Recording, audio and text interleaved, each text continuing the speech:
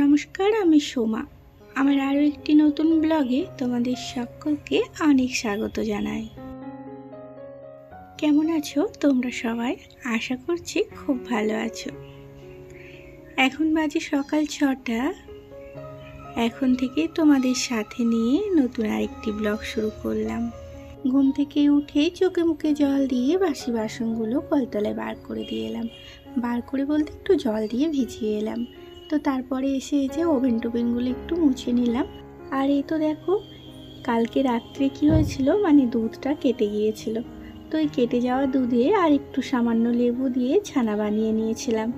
কেটে গেছে তো না ফেলে দিয়ে এসে ছানা বানিয়ে কাল রাত্রে এই পনিরটা বানাতে দিয়ে শুয়ে পড়েছিলাম। ছানাটা একটা কাপড়ের মধ্যে রেখে একটা ভারী কিছু ঢাকা দিয়ে রাত্রে শুয়ে পড়েছিলাম। শুতে যাওয়ার আগে মানে এটা করতে দিয়েছিলাম। আর এই তো দেখো বেশ ভালো সুন্দর পনির হয়ে গেছে। তো তাই কেটে পিস পিস করে যে একটা কৌটোতে করে ফ্রিজে রেখে দিলাম। পনিরটাতে সামান্য একটু জলও দিলাম। ওইভাবে রাখলে কিন্তু পনিরটা বেশ ভালো থাকে। দুধের কোনো জিনিসটাই ফেলে দেওয়া যায় না। দুধটা কেটে গেলে সেটাও ফেলে দেওয়া যায় না। কাটা দুধ থেকেই কত সুন্দর পনির বানিয়ে নিলাম। ওটা আমাদের একদিন রান্নাও হয়ে যাবে। আর এই তো দেখো, তারপর ঘর দরগুলো ঝাঁট দিয়ে দিচ্ছি। রান্নাঘর থেকে আরম্ভ করে বারান্দা, ছাদ সব ঝাঁট দিয়ে দেবো গুছিয়ে।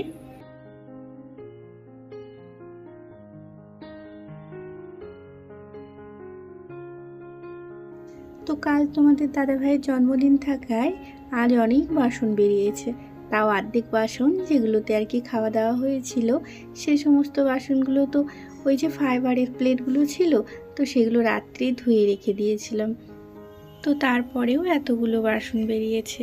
আর যে হাঁড়িটায় কালকে বিরিয়ানি হয়েছিল, অল্প কটা বিরিয়ানি থেকে গেছে। তো তাই হাঁড়িটার আজকে মানে এখন বার করলাম না। তো স্নান টান করে ওটাকে সবাই মিলে একটু একটু খেয়ে নেব, দিয়ে মেজে ধুয়ে নেব।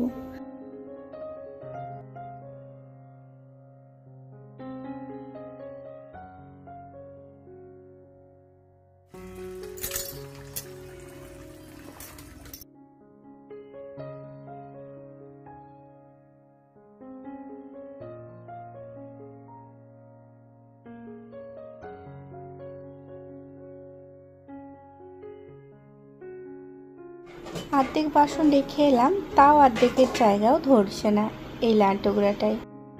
সব বাসন গুছিয়ে মেজে ধুয়ে তুলে রেখে এলাম। তো তারপরে এসে আধ বালতি মতন আজকে কাপড় জামা বেরিয়েছে। তো তাই ভাবলাম এখনই কেচে নিই। স্নান টান করার পরে আর এই কাপড় জামা কাচতে মোটেও ভালো লাগে না। কেচে নিই কাপড় জামাগুলো সকাল সকাল, কিন্তু মেলা হয় সেই বৈকালে।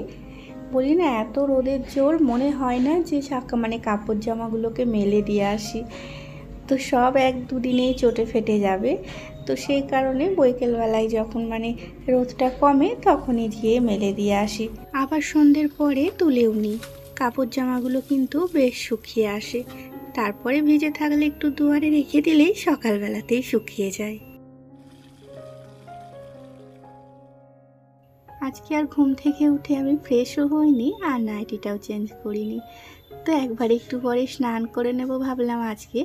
যেদিন একটু বেলায় স্নান করার ইচ্ছে হয়, তো সেদিন সকালবেলায় উঠেই কিন্তু গাটা ধুয়ে ফ্রেশ হয়ে নিই। আর বাসি কাজই তো করছি, বাসি কাজ করলে অত আমার মনে হয় না যে চেঞ্জ করতে লাগে। এই সমস্ত নোংরায় কাজ কিচেনে কিছু করলে তখন মনে হয় যেন পরিষ্কার কাপড়ে করাই ভালো। আর এই তো দেখো, মানে সমস্ত কাজ করতে করতে কিন্তু আমি ভিজেও গেছি। পায়ের দিকটা নাইটিটা পুরো ভিজে গেছে। এই ঘরটা মুছেই স্নান করে নেব। ঘরটা শুধু না, ঘরটা দুয়ারটা সবই মুছতে হবে আমাকে। প্রতিদিনই এভাবেই কাজ করতে হয়। আগে ঘর বারান্দা এইসবগুলো মুছে নিতে হয়। তো তারপরে আমার সোনারা সব ঘুম থেকে উঠলে ভেতরের ঘরটা গুছিয়ে নিই। এই মাত্র ওদের পাপা ওদেরকে জোর জবরদস্তি উঠলো, উঠিয়ে বসিয়ে দিয়েছে, দেখে এলাম।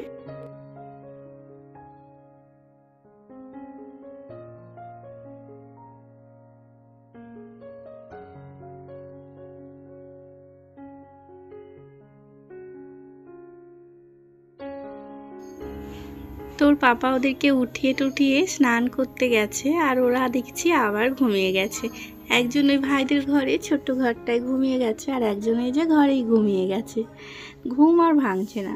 তো আমাকে এই যে কোলে টোলে নিয়ে গিয়ে একটু ব্রাশ করাতে হলো। আর আজকের এই ঘরটা না বিছানা টিছানা তোমাদের দাদাভাই গুছিয়ে দিয়েছে, তো আর আমাকে গুছোতে হলো না। কিন্তু আমার আবার পছন্দ হয় না ওর গুছোনো। ওর সামনে আর তুলে ফের থেকে গুছোই না, ও যখন কাজে চলে যায় আবার মানে গুছিয়ে নিই। সামনে গুছোলে আর কোনোদিনও কোনো কাজ বললে করে দেবে না, তো তার জন্য যেমন কাজ করেছে করুক, আমি আবার পরে করে নিই। আর এই তো খেয়ে দিয়ে নিয়ে এই যে রান্না বান্না চাপিয়ে দিলাম। কালকের মাংস মানে ছিল তরকারি, তো সেখান থেকে একটু ঝোল নিয়ে একটা রুটি খেয়ে নিলাম। তো তারপরে ভেতরের ঘরটা একটু মুছে নিলাম, ওই লাঠিটা দিয়ে মুছলাম। আর ভালো লাগে না স্নান টান করে হাতে করে মুছতে। আর অনেকটা দেরি হয়ে গেছে তাই খেয়ে নিলাম। আর আমার সোনারা যেহেতু দুধ বিস্কুট খেলো, তো তাই ওদেরকে বললাম স্নানটা করে পুজোটা দিয়ে দিতে। আর ওই দিক থেকে না আমার পুরো ভরসা আছে। আমি যে মানে যতটা না ভক্তি ভরে পুজো দিতে পারি, তো তার থেকে দ্বিগুণ ভক্তি ভরে আমার সোনার পুজোটা দিয়ে দেয়। তো তাই ও মাঝে মাঝে দিতে চাইলে আমি আর না করি না। সেই কথাই আছে না, যার কেউ নেই তার ভগবান আছে। আমার ঘরে বড় কেউ নেই। তোমাদের দাদাভাই আছে, সকাল সকাল স্নান করে চলে যায় কাজে। তো কোনো অসুবিধা হলে আমার সোনারাই পুজো দিয়ে দেয়। আর ওরা বাচ্চা হলে কি হবে, এত সুন্দর করে সমস্ত কাজ জানে কি বলবো। তো তার জন্য এই কথাটা বলা যে যার কেউ নেই তার ভগবান আছে। মানে ঘরের বড়রা থাকলেও হয়তো আমার এতটা সুবিধা হতো না। আর এটা বলা ভুল যে আমার ঘরে কোনো বড় নেই, মানে এখানে নেই। যখন গ্রামের বাড়িতে যাই সবাই আছে আমার গ্রামের বাড়িতে, শাশুড়ি শ্বশুর ভাসুর যা ভাসুরজি সবাই আছে, কিন্তু আমরা এখানে একা। আজকে মাছের ঝাল করছি, আর করলা আলু ভাজা, আর একটু টক ডাল করলাম। আর এই তো রান্না বান্নাগুলো হয়ে গেল। আর কালকের যে বিরিয়ানি ছিল বললাম, সেগুলো ভাইরা খেয়ে কাজে চলে গেছে। তোমাদের দাদা ভাই আর ভাই, আমার দুটো ভাই মিলে ওরাই খেয়ে গেল। আর আমার সোনাদের প্রিয় দুধ বিস্কুট, ওরা ওটা খেলো। তাই সকালবেলায় আর কোনো রকম জলখাবার বানাইনি। আর কালকের একটা রুটি ছিল, তো সেটা আমি খেয়ে নিলাম। নষ্ট করব ফালতু, একটু গরম করে নিয়ে রুটিটায় একটু মাংসর ঝোল দিয়ে খেয়ে নিয়েছি। আর এই তো এখন বৈকাল 4টে বাজছে। ওপরের ছাদটায় খাঁখা রোদ, তাকানো যাচ্ছে না এত রোদ, কিন্তু নিচের ছাদে মানে 3টে সাড়ে 3টের পর থেকেই রোদটা চলে যায়। তো তাই সেই সকালবেলার কাঁচা জামা কাপড়গুলো এখন মেলে দিচ্ছি। তো তোমরা বুঝতে পারবে আজকে ছাদে এত সুন্দর হাওয়া দিচ্ছে, দেখো কাপড় জামাগুলো কিভাবে নড়ছে, কি ভালোই লাগছে। হরে কৃষ্ণ কৃষ্ণ কৃষ্ণ হরে হরে রাম রাম রাম হরে হরে, হরে কৃষ্ণ কৃষ্ণ কৃষ্ণ হরে হরে, হরে রাম রাম রাম হরে। সন্ধে হয়ে গেছে, মেয়ে ওইদিকে সন্ধে দিচ্ছে, আর আমি এই যে সে কবে একটা গ্লুকন্ডি কিনে নিয়ে এসেছে। আর এইভাবে মানে কাগজের ইয়েতে ডাব্বাগুলোই সুবিধা হয় মনে হয় যেন। তো তাই একটা ডাব্বা ধুয়ে ওর মধ্যে ঢেলে দিলাম, তো তা না হলে এদিক ওদিক পরে গ্লুকন্ডিটা নষ্ট হচ্ছে। আর তারপরে এই যে কিছু চিড়ে ভাজলাম চা দিয়ে খাওয়ার জন্য। এই চিড়ে ভাজাটা আমাদের ঘরে সবাই ভালোবাসে, তো তাই সকাল বৈকাল একটু চা খাওয়ার জন্য মানে একটু বেশি করে ভেজে রাখলাম। ভেজে যে এই কোটোটায় ঢেলে রাখবো, যখন চাটা খাবো তখন একটু একটু বার করে খাওয়া যাবে। চিড়ে আর ভুট্টার চিড়ে আর বাদাম 3টে একসাথেই ভেজেছি। তো বন্ধুরা, আজকের মতন ব্লগটা আমি এখানেই শেষ করলাম। আবারও দেখা হচ্ছে একটা নতুন ব্লগে।